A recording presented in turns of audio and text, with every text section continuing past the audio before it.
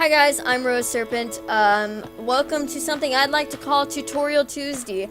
Tutorial Tuesday is a little bit new, I guess. I get a lot of questions in person asking me, how do you draw, how do you do line art, how do you do backgrounds, how do you color, how do you shade, questions like that. And I just want to say that Photoshop is not as hard as it appears to be. Yes, there's a lot to look at. Yes, it can be overwhelming, but it's actually pretty simple when you get the gist of it. Really, anything is, but I just think that Photoshop is very easy to get through and learn. Let's see, what can I talk about real quick? But I got a lot of questions asking me how to draw, and I'm not here to tell you this is how you draw, this is how you do this, but it is how I draw, and it can give you an idea of what you want. If I have some sort of characteristic that I do, maybe you want to have that characteristic, so you would do it. Another thing I want to say is I'm not here to tell you how to draw. I'm not here to say this is how you do it, because there is no right or wrong in art. There's no such thing. If an illustration of a ball and line can sell on a canvas drawn with crayon, if that can sell for millions of dollars, then there is absolutely no right or wrong in art. Let me just say that now. But I also get asked, how do I do things colorblind? A lot of dedication. A lot of dedication. But I want to mention real quick is that I don't usually do videos involving my voice. I don't know how I feel about it just yet, because this is different. I'm very paranoid about my voice. I dislike it a lot. It's too something. So just talking for God knows how long, it's really going to probably upset me because I don't like my voice. So hopefully I don't have to deal with people saying this is not what we should do, blah blah blah, but I hope you guys understand where I'm coming from on this. Also, I hope you guys like the new icon and the new banner I have. I finished it the other day actually, and I'm very happy with it, and it should be the speed paint for this Friday, I hope. Maybe not, I'm not sure, but I've got that recorded and everything, so we do have a speed paint coming up on Friday. Nonetheless, these tutorial Tuesdays aren't going to affect anything. Anyways, on topic, because I got off topic. Basically, when I started doing this program, I use Photoshop CS4, and I have training in CC with college. So if you use CC, if you use CS6, they're not too far different.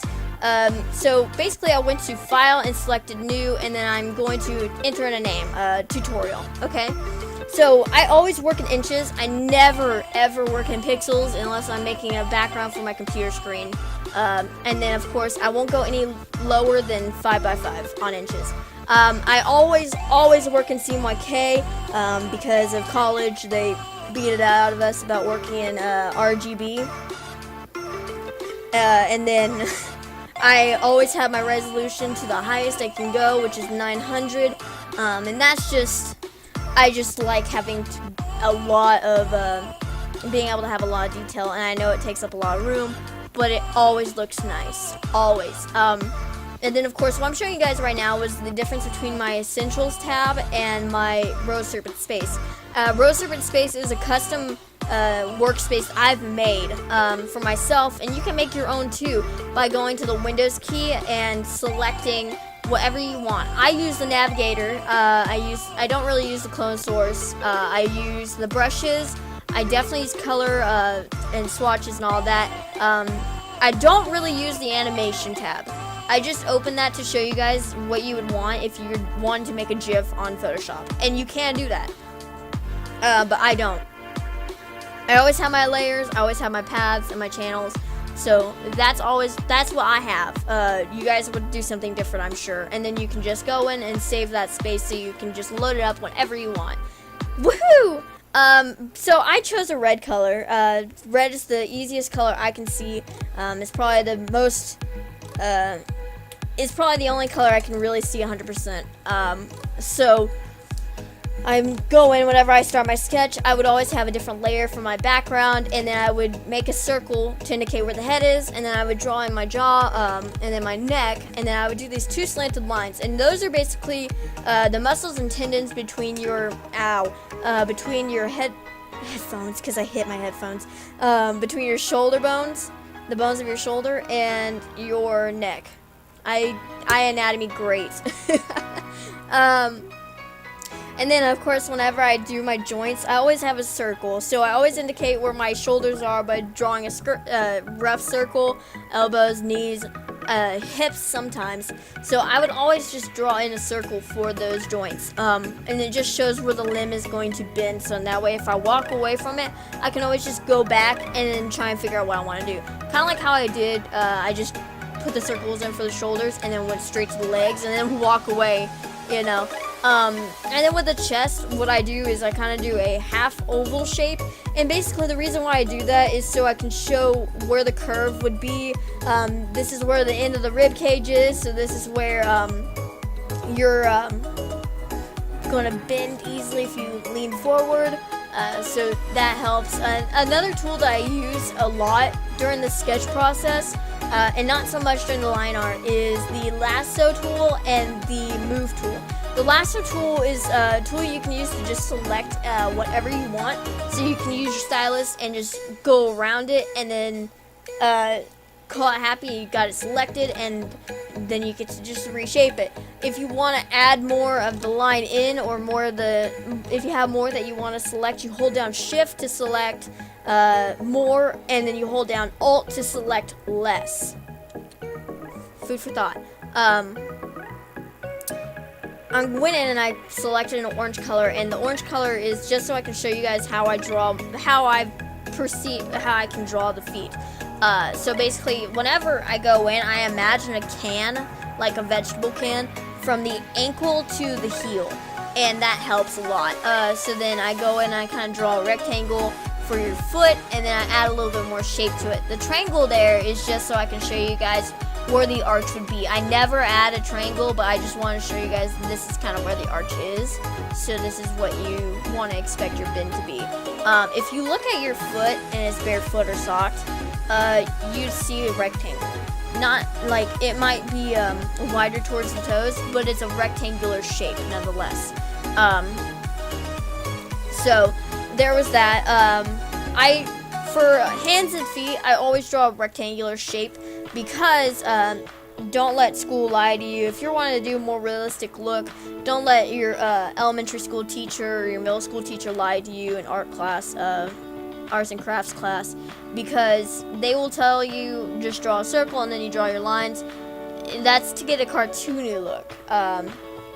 But to get a more realistic look, I go with a rectangle, because if you look at the palm of your hand, just look at it, because I'm going, like, it kind of irritates me how this happens. So if you look at the palm of your hand, it's definitely a square or rectangular shape. It's rounded out, yes, but it's definitely not a circle. I'm sure of that.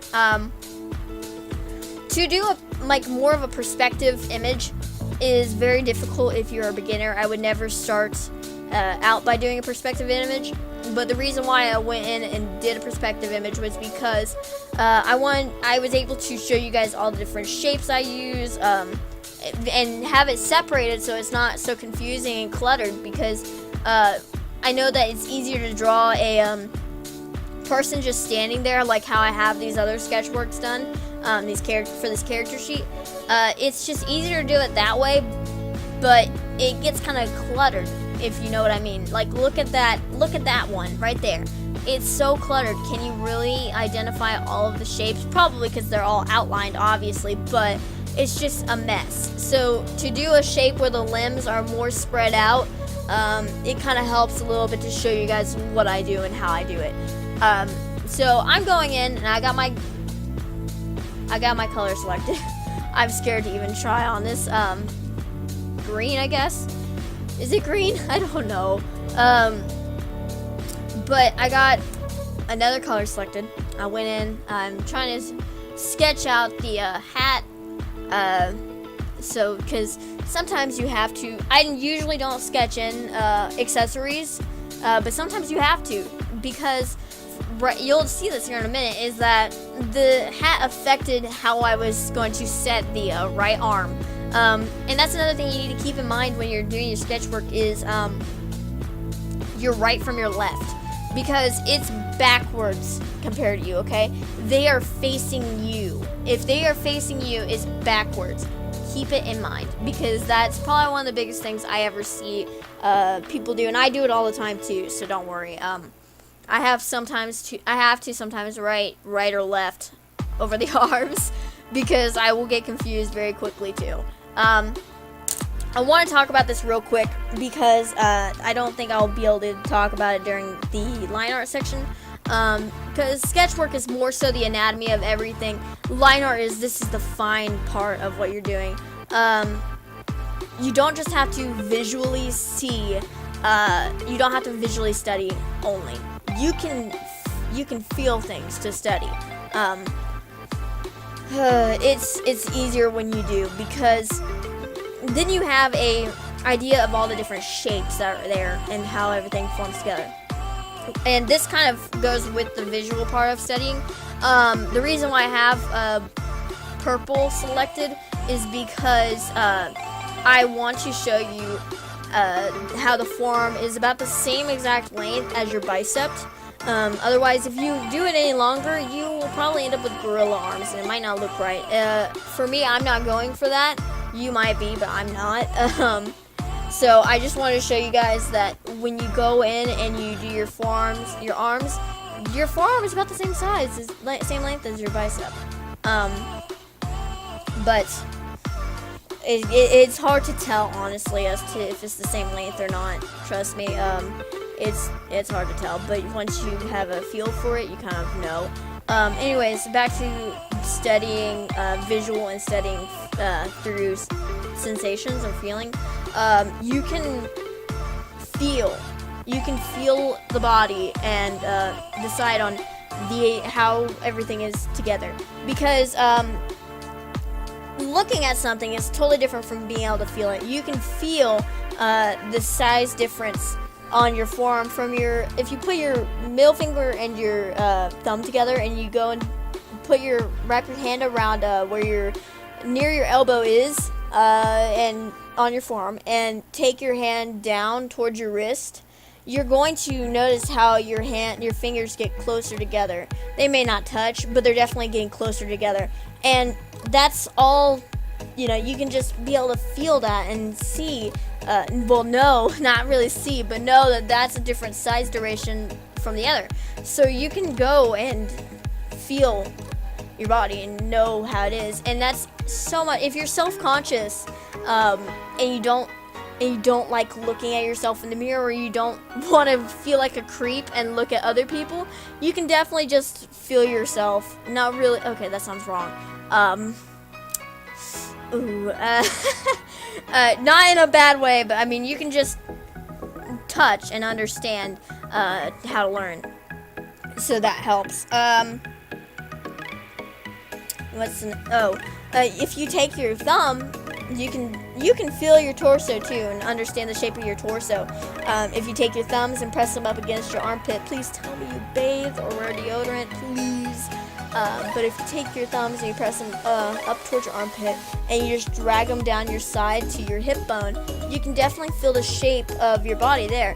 So you can feel if your waist is thinner or thicker. You can definitely feel the difference and not have to look. And being able to involve both senses makes it easier to study anatomy a lot. It makes it so much easier, because for me anyways, learning, I had to have a red filter over everything to notice all these different details, and you miss out on a lot because you're also having to study color too, so you miss out on a lot when you have that filter over there. So if you, like I said, touch is another good way to go about it. One thing I'm doing right now is what I call the ball and joint sketch, and I never use the ball and joint sketch, but it's basically lines and circles outlining different joints, the head, and it just gives you an idea of the pose and how the pose is going to stand. I never use it because it irritates the shit out of me, and I feel like it's a process I don't need to use because I just go through and I kind of just go in and call it happy. But you guys might use it and you might like using it. I just don't. I was gonna say something. I can't remember what I was gonna say. But yeah, I basically just do all of it. It could have passed as my line art, but it's so messy, it's so sloppy that it just won't. So yeah, we'll go into more detail about everything next Tuesday, I hope. And I guess I'm just gonna go balls deep into the fucking line art. Never mind. The cross. I forgot to mention about this. The cross across the face. I never use the cross except to tell me what direction the face is facing. So, it kind of helps to use that. You don't necessarily have to use it for any real purpose, but to just identify where your person is facing. So, yeah, I think that's about it.